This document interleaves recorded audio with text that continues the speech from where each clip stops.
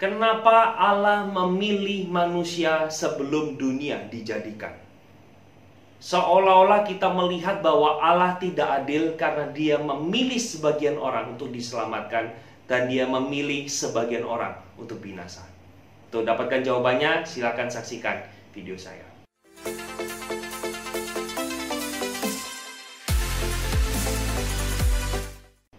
Halo teman-teman semua, kembali lagi bersama dengan saya Albert Kurniawan dalam YouTube channel saya. Teman-teman, kita akan membahas sebuah pertanyaan yang tidak mudah untuk kita jawab, yaitu kenapa Allah memilih sebagian orang untuk diselamatkan dan Dia tidak memilih semuanya.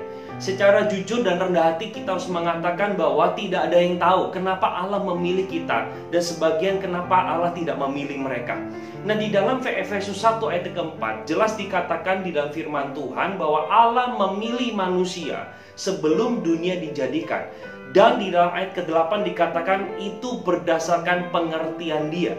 Nah, kita tidak bisa mengerti kenapa seseorang itu diselamatkan. Kita hanya tahu di dalam Alkitab bahwa Allah mengasihi mereka. Nah, tetapi kita tidak tahu apa jelasnya kenapa yang ini diselamatkan, kenapa ini yang tidak. Nah, tapi bukan berarti kita tidak bisa mengerti sedikit pun tentang makna daripada pernyataan Allah memilih sebelum dunia dijadikan. Nah, saya perlu menggarisbawahi bahwa Alkitab memakai sebuah kata, yaitu Dia memilih.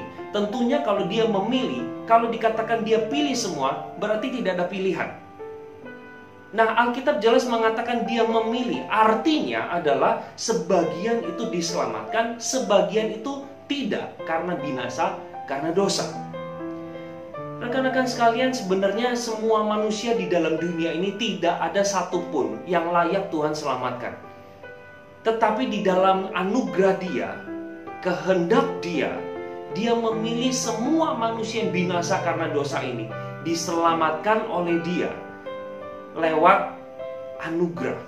Sama sekali bukan karena perbuatan baik kita, sama sekali bukan karena kehebatan kita, tetapi semata-mata karena Allah yang menunjukkan belas kasihan kepada setiap manusia. Nah teman-teman, kita nggak bisa mengatakan bahwa ketika Allah tidak pilih semua, maka Allah tidak adil. Tidak. Karena keadilan itu berbicara ketika semua dosa itu harus dihukum. Itulah keadilan. Tetapi ketika Allah ingin menghukum manusia, di satu sisi ada karakter Allah yang maha kasih. Dia menunjukkan kasihnya, tetapi Dia tidak bisa membatalkan keadilannya. Dan itu terjadi bagaimana kasih dan keadilan itu bertemu dalam sebuah peristiwa, Yesus disalibkan. Maka dari itu setiap kita yang percaya kepada Dia, kita terkategori sebagai orang-orang yang dipilih Allah. Berita bahagianya, tidak ada satupun manusia di bumi ini yang bisa melihat siapa yang dipilih dan siapa yang tidak. Artinya setiap kita yang sudah dipilih oleh Allah, kita harus bersyukur. Kita hidup di dalamnya sebagai anak-anak Tuhan, menjadi penurut-penurut firman Tuhan. Efesus 5 ayat yang ke-1 mengatakan marilah kita menjadi penurut-penurut Allah, karena kita adalah orang-orang yang sudah merasakan kasih dan anugerah daripada Dia.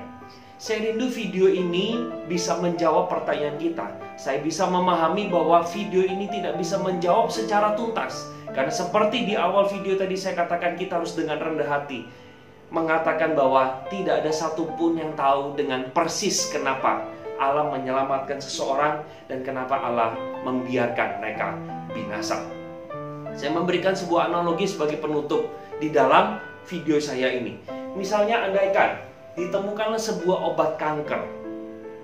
Nah, semua manusia di dalam dunia ini terkena kanker stadium 4. Lalu dikatakan ada sebuah obat yang kalau kita minum, pasti kita akan selamat dan sembuh dari kanker.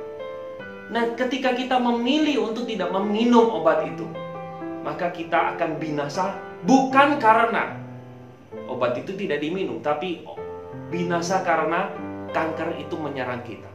Tetapi barang siapa yang mengambil sebuah inisiatif untuk meminum obat itu, maka dia akan mengalami kesembuhan.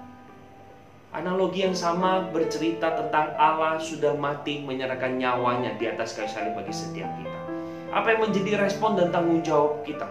Kalau kita memilih untuk tidak mau takluk di bawah Dia, maka kita akan menerima resiko upah dosa ialah maut. Kiranya video ini boleh kita bagikan kepada banyak orang supaya kita makin memahami kebenaran dan kita menceritakan Injil supaya orang yang belum percaya itu dapat diselamatkan. Sampai di sini aja video saya. Tuhan memberkati kita semua. Bye-bye.